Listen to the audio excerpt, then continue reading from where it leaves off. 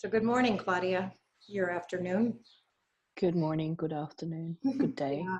You can see the sun's blasting in through my window over here. It's Lovely. I rained miss all it. night, which is just, I was so asleep, I didn't even hear it, but it poured, I guess. Water everywhere. Okay, dear. So what are we going to talk about today?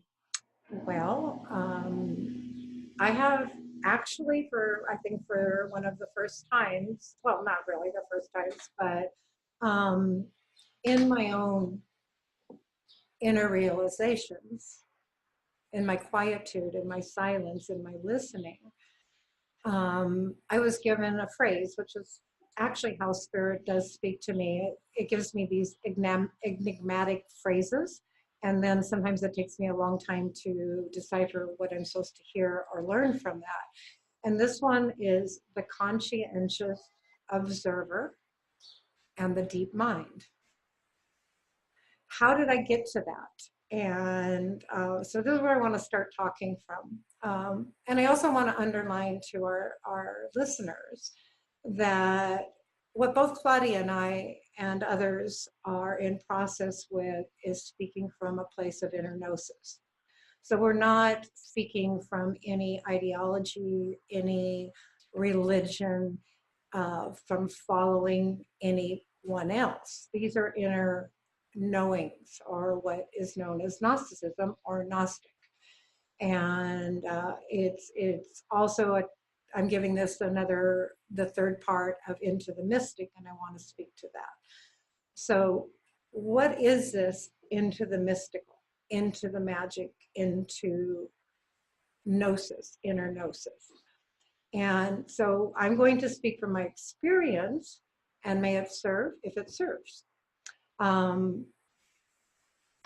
So what I found happening in my contemplation and in my moments of morning, which is always for me, it's somewhere between 3 and 4 in the morning that I get woken up. And I find that's one of the most magical hours in which to go into silence.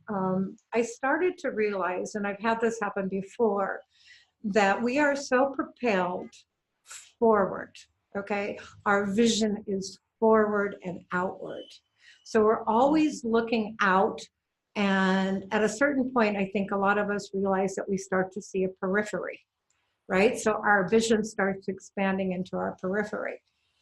Often forgotten is to look at the back. This is often so forgotten, and not only is it forgotten in many, many ways, this is where at the back of the head is often the place where, because we don't pay attention to it, implants, subconscious, false ideas and things can be implanted through our back. We've done enough work, right, Claudia, with helping others and ourselves remove implants. I would just, when I say an implant, I find those to be blockages in our natural body system. Our contact with what we could say is the divine, the all. Words sometimes are going to be very misinterpreted, so I'm just trying to leave it a little open, how anybody wants to determine that. So what happened, though, was I became very aware again of the back, right? And I realized that there was an aspect of formation, if I may, at the very back and the base of my brain. This is a place we don't pay much attention to, or I don't hear spoken about very much. And as I sat in resonance, as I listened deeply, these are where the words started forming, and I realized that this is the deep mind. This is not the hemisphere talking mind that's always having this dialogue back and forth, right and wrong, da, da, da, da, da. No, this is a connecting point. And I've since learned a little bit about it, that the cerebellum at the back here, right above the stem of our neck here. And what I found when I'm in that space is that the deepest gnosis, or the deepest voice, can be heard. I've also learned that the Gnostics called this the tree of life. They also speak about it, and I don't have the data on that right now, Claudia, but I'm going to get it, that these are also wings. And what I understand by that, this is the joining place. Okay, this is the hemisphere where the two hemispheres join. It's a part of us, right? So we're no longer in right or wrong paradigm. We're no longer in split paradigm. We're in timeless space. This is why I think so much has come to so many people about trees. Communion. Mm-hmm. And each of us individually are going to be able to hear, when we're focused there, a more completeness. And you know, Claudia, and I will ask you to speak to what I was saying, because it's just so kind of mind-blowing for me.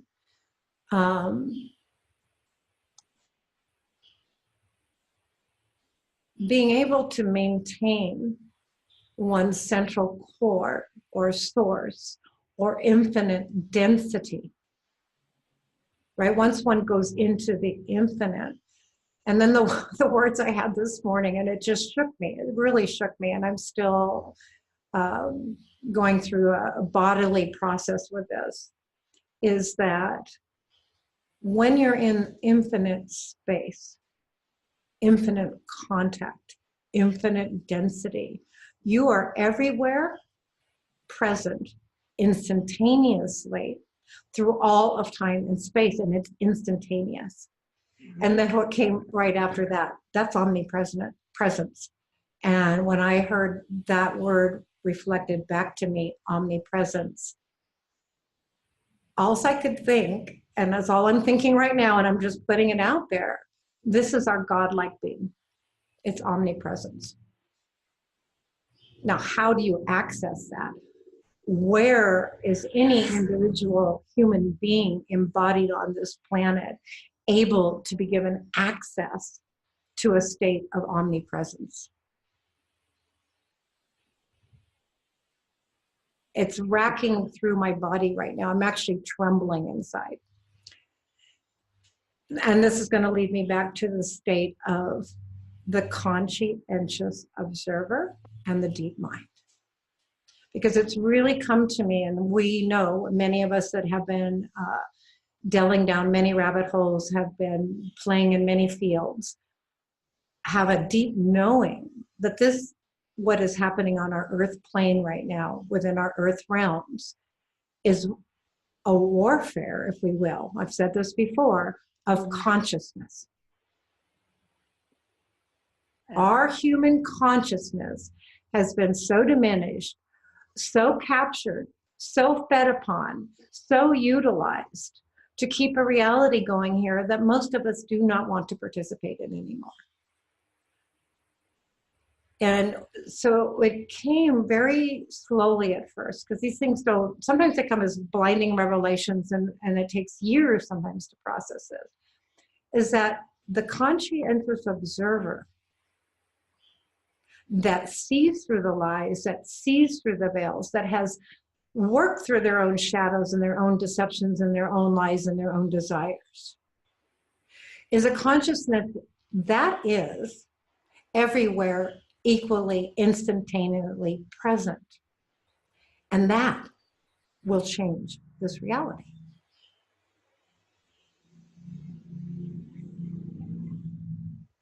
Beware. And let me say, when I'm speaking like I'm speaking right now, I'm always speaking first to myself. Because it's not about, right now on our planet, it's not about following anybody. It is not about finding the next group, the next mystery school, the next savior. It is not about that. This is about the actual realization of spirit in the human body. And this is not an easy process because our bodies are no longer conformed to be the divine vehicles that they once were. So let's say beware. And actually there is a universal firewall in this. You cannot enter into that state of consciousness if you're carrying along with you your shadow. If you're carrying along personal desires, if you're carrying along hatred, if you're carrying along separation of me versus them, that religion versus that religion, or I have the truth and you don't have the truth. Because if we begin to form, again, another group, another following, another mystery school, another religion, and beware of all false religions because they're coming. And beware of all false religions because they're coming. Another religion, it will become infiltrated. This is about personal self-realization, spirit actualized within the human body, which you and I am seated in my soul. It requires of one to become so self-aware of themselves, to have that observer, that conscientious observer so well intact that you can't even hide from yourself. So there, I got it out. So there. Brilliant, brilliant. Very well explained. Oh, really? Thank you. Mm-hmm. Oh my gosh, I know. So another piece, Claudia, and perhaps you will speak to this in your own languaging. And I see it in the great blessing of my life, gratitude. Oh my gosh, the gratitude I have right now. When we resonate at a frequency that has shattered the glass or the mirror realm, synchronicities start happening. Yep. And see, this is the inner to the out. It's when on the inner is resonating at that frequency, the outer brings to you exactly what you need to. I have so many confirmations in my life, so constantly right now. Yep. Yeah, so how is that working in your life, Claudia? I know you've been compressed, challenged. Yeah, well, those are two good words, right? Compressed and challenged. Yes, I've thought more than once over the past few months that I thought too many times, oh, there's a challenge. I'll take it. Because obviously it's been kind of getting out of hand, all these challenges. But I don't know. I have a very strong feeling that it will lead somewhere where I want to be. So I'll just take it. Mm-hmm. Most of the time grumbling very loudly about it. But I realize that too, and I admit that. And so all I can hope is, that it'll make me grow in the right direction. So really what you're saying is a certain amount of surrender and acceptance of Yes. the challenges in your life, and I'd like to move it out of hope into the faith, Oh yeah. to Yeah. the deep-seated faith that the universe is conforming for you exactly what you need for your own expansion and growth. Yes, I would like to get there, to discard the hope part. Uh-huh. I don't think I've reached there quite yet. This I Claudia, accept it.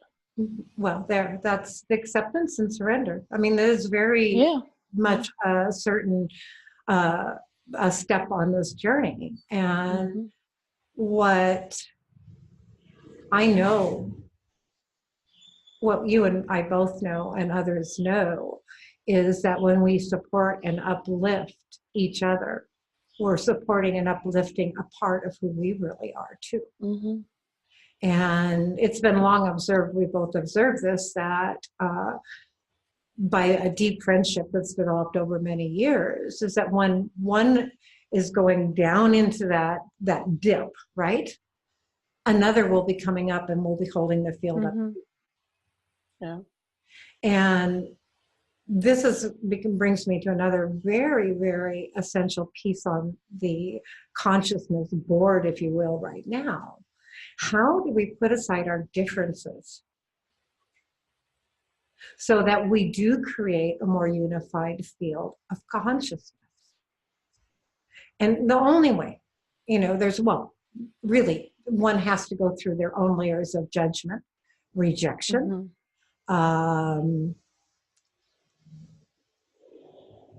hierarchy. I know more than you do. I'm better than you.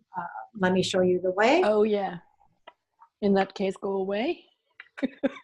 Right. In my past couple weeks, in keeping with my own words and making those words true in my life, I've listened to people that I had rejected before.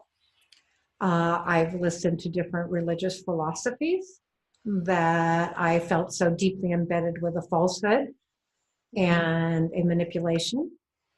And by doing so, again, kind of go back to the golden thread, running through all the world mythologies, religions, ideologies, gods, stars, beings, okay, constellations, there is a thread of truth.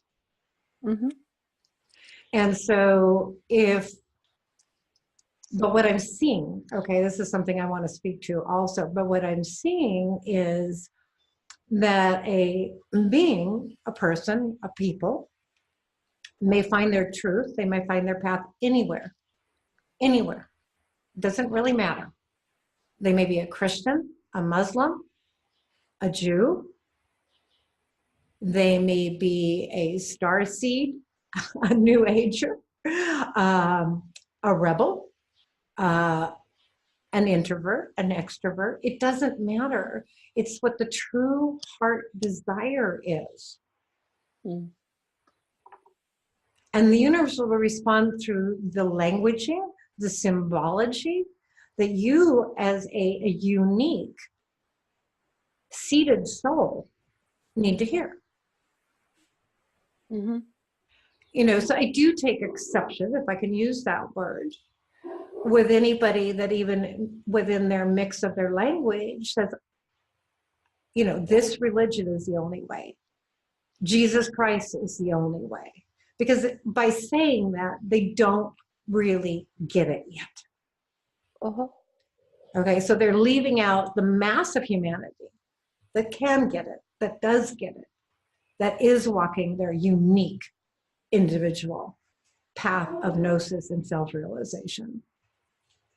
And so I don't really care to, argue anybody's ideology. That seems absolutely useless at this point. Any thoughts, Claudia? Because this is right in our face. This is in our collective face right now.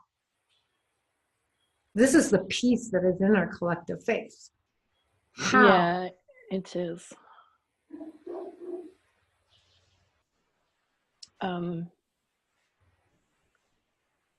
I don't know. I mean, I can only speak for myself, but I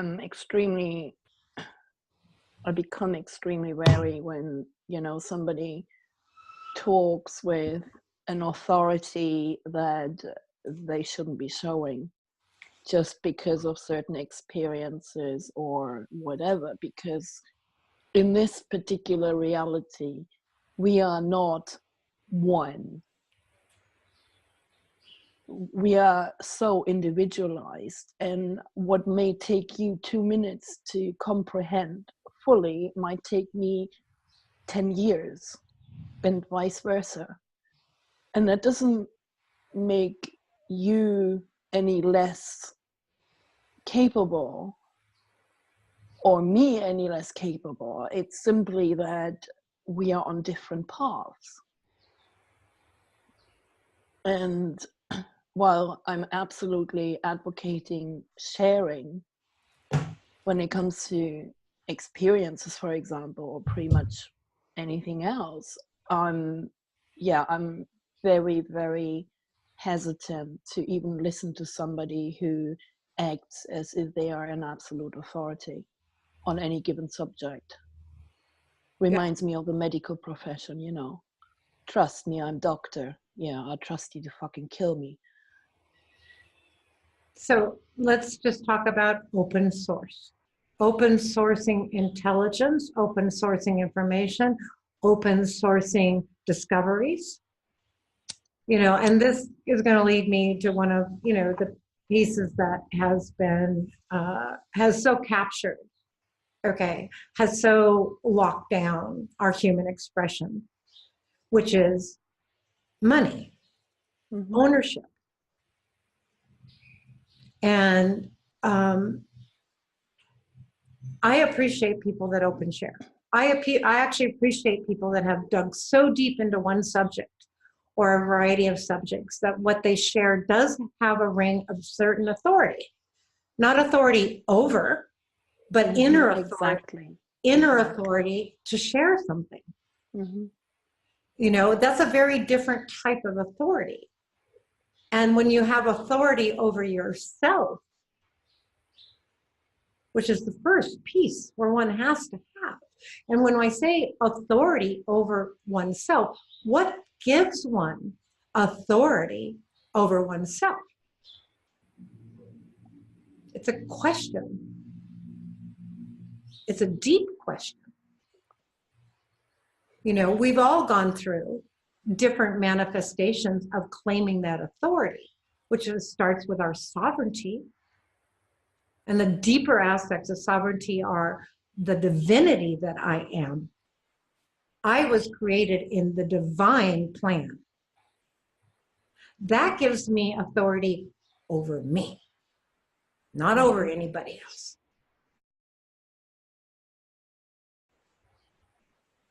I'm going to read something, Claudia, because right before we started, I pulled this up, and it's from Manly P. Hall.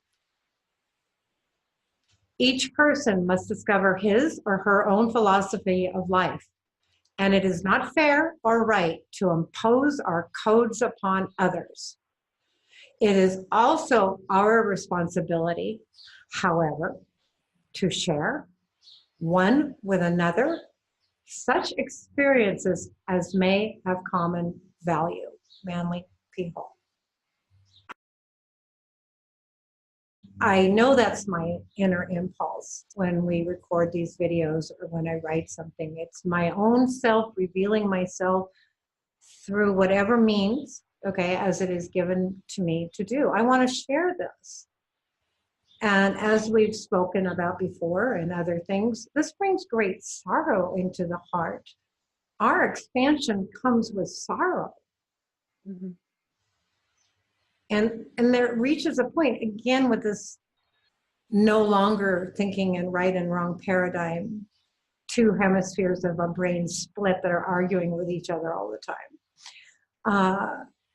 is this aspect of just simply pouring out without fear and trusting who you are in any way that you are called to do that.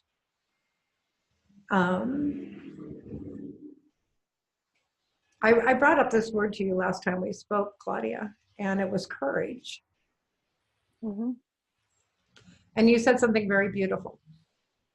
You said, well, I don't know if that's courage. It was just me that has to be me. Yeah, that's true, isn't it? Uh-huh. But in some cases, it does take courage. You know, and if we say courage that comes from the heart, right, we have to fortify this heart chamber, this electrical impulse of life itself beating in our chest. You know, how many of us have felt when we're in a state of fear or anxiety, what's the first thing that happens in our body? Our heart starts beating faster. Adrenaline starts pumping through us. This is a very deep study of one's own body. Mm-hmm. Paying attention to it. It's speaking, right?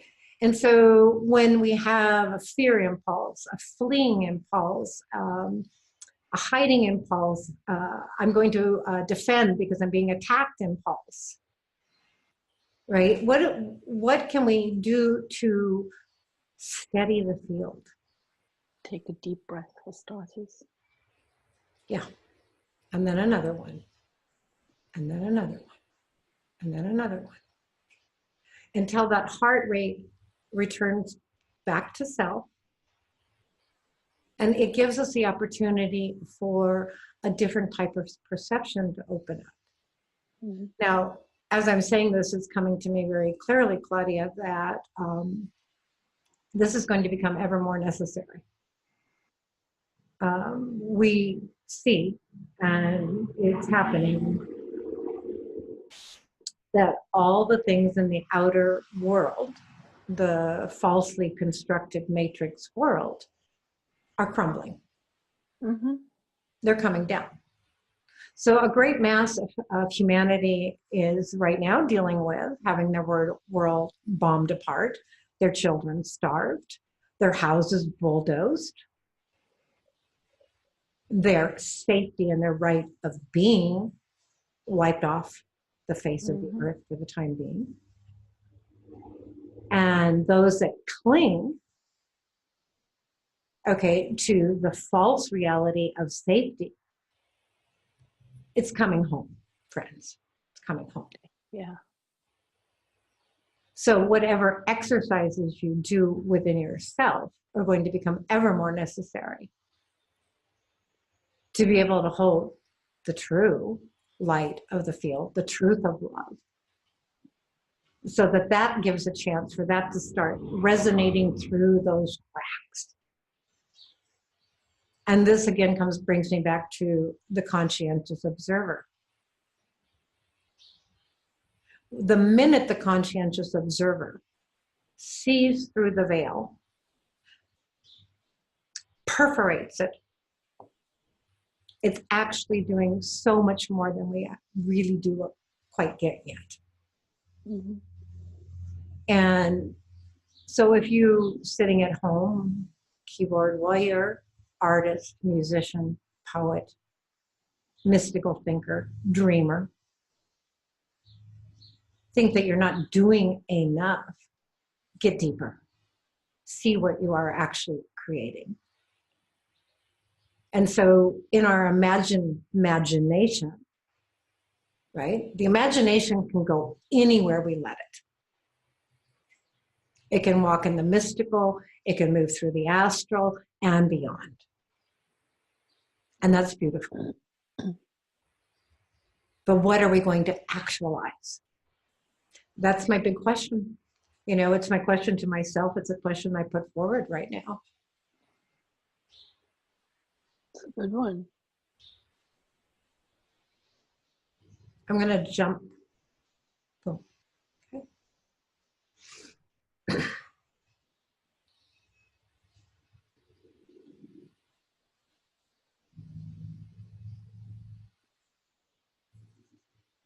Again, Claudia, and you and I have both talked about this so often, is words,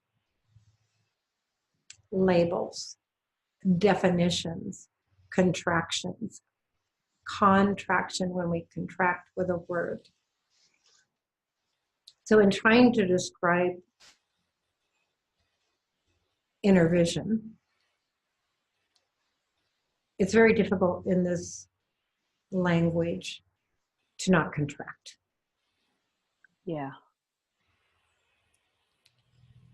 So we've tried to put many definitions on what can be seen as a destructive.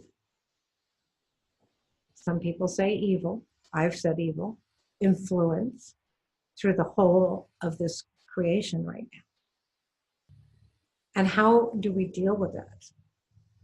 Again, the conscientious observer, when it sees it, just call it it, okay? When it sees it sees it through patterns. It sees its operations through resonance. It hears, sees it. It basically ferrets it out into the open. Not by an act of using the same terminology that it tries to put upon us, destruction, hatred, separation. No, it sees it as part of the whole. But it sees it where it is. Not to point a finger, not to make a war, because if we come to that place in ourselves where we're using the same mechanisms that it uses, then we're doomed. Exactly. So the beauty of what I really started to feel was the act of seeing is powerful. Mm-hmm. Simple observation. Does that mean we don't need to act? Does that mean we don't need to speak? No, it doesn't. For just like what I read about Manly P. Hall, I would like to share my experiences. I'd like to share what I see. If it resonates, great. Doesn't? Great too. Yeah.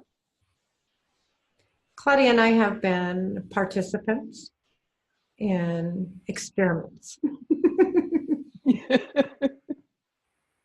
But they're more than that. Yeah. We each individually, and I want to underline that, we each individually had a calling, heard it, a spiritual, if you will, a calling inside of us. And somehow, by listening to that, acting on it, we came together in our seeing, in our gnosis. And we shared openly, without rejecting each other, without rejecting others. And a great expansive field began to open for us that showed us the responsiveness, the responsiveness of taking on responsibility. Mm-hmm. And also the trust that became built in this field of being together, of our own intuitive nature. And that's what I would like to just hold here, Claudia, right now.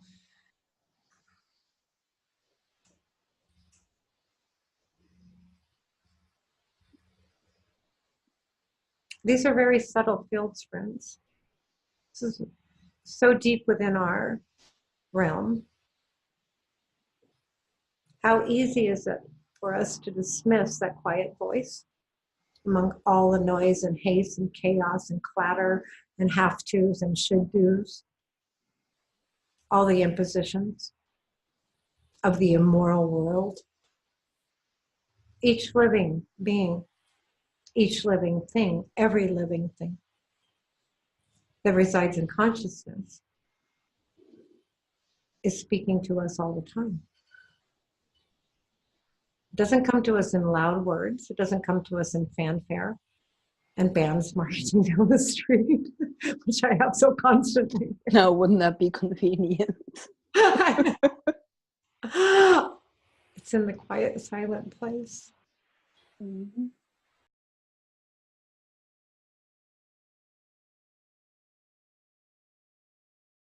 Have you ever wondered what these halos are around all these saints and images and icons that you see all the time? I haven't. Mm-mm.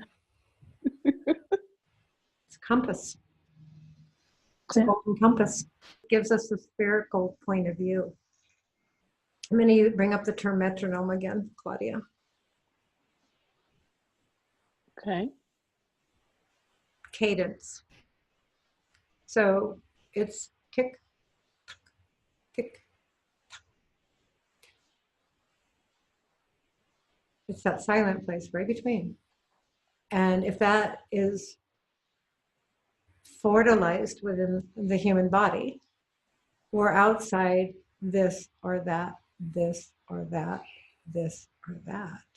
And that opens up what I want to just call a golden compass. We can get quiet enough to stop that Yeah. chatter between this and that, this, that, right? Flow.